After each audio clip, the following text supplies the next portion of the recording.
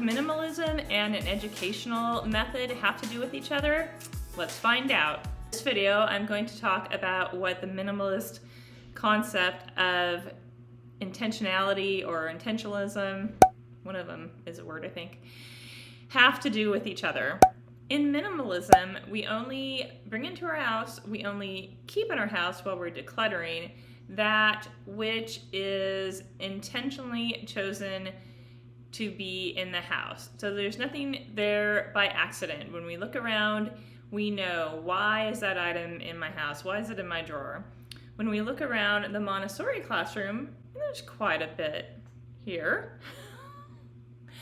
But everything was chosen very intentional, with a lot of thought as to why is it worthy of a place in our classroom. In a Montessori classroom, each material on the shelf or every item hanging on the wall was intentionally chosen for a reason, and that is that it is of service to the child. It's not there because someone donated it, so I found a spot for it. It's not there because I saw it on Pinterest and shoved it on the shelf. It's not there because I thought, hey, that might be cool. Each material is looked at thoroughly and purchased, or more commonly, put together by the Montessori teacher and placed on the shelf with great intention. So what is the intention of the Montessori material? Well, it's intended to help the child develop, help the child use their inner teacher to develop into the person they exist on this earth to be. And if the material isn't going to serve the child in that way, then it doesn't get a place in a Montessori classroom.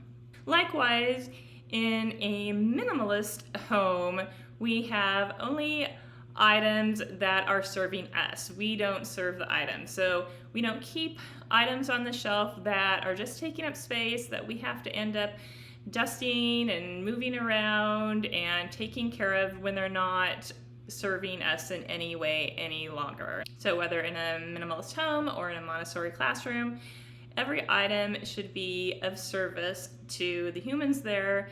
And in a Montessori classroom, the items in the classroom are there to serve the child, not the adult.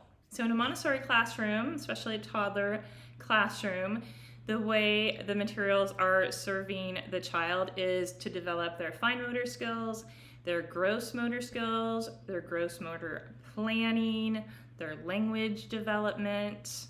They're there to educate the senses, which develops artistic and scientific mind and skills, and to bring joy. Of course, because everything is so intentionally chosen, we're hoping everything in the classroom will bring the children joy, and that is what we do see, joy and contentment.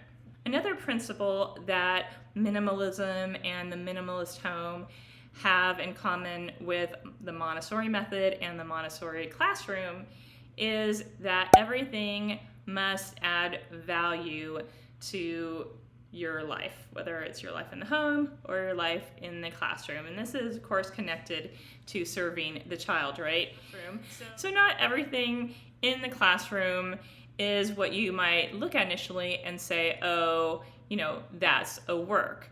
But it does add value. If it's in the classroom, it adds value to the lives of the children. So the art on the wall adds value in a different way.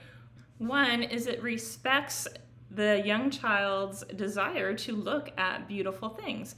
So we have nice artwork on the wall that the children can look at and enjoy. And we do follow the child in the conversations they want to have about that artwork. And then we have a nicely framed poster that illustrates emotions, so we can talk about the emotions they're feeling, help them learn to name their own emotions. So even the things on the wall are very intentional and are adding value. Otherwise, they wouldn't have a place in our classroom. The same with the plants.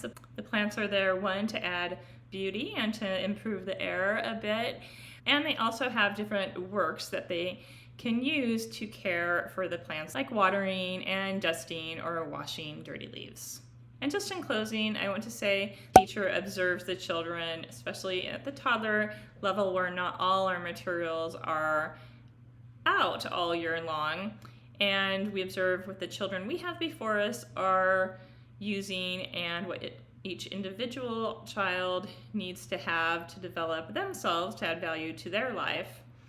Just like in a minimalist home, everything is intentionally brought in or kept with a plan, with a design that it serves you and that it adds value to your life. But that might mean, 50 books for one person. It might mean 10 books that they keep for another, right? Everyone's different. So we get to define minimalism for ourselves, and a Montessori teacher decides what they have out on their shelves at any given time to serve the children that they have. All right, I hope you found this video interesting. If you're still watching, maybe that means you did. Go ahead and give it a thumbs up. And also I want to know how you found this video. Did you find it when you were looking for Montessori videos or looking for minimalism videos? I'd love to know. Please let me know in the comments below. And here are some more videos you might find interesting. Thanks for watching. Take care.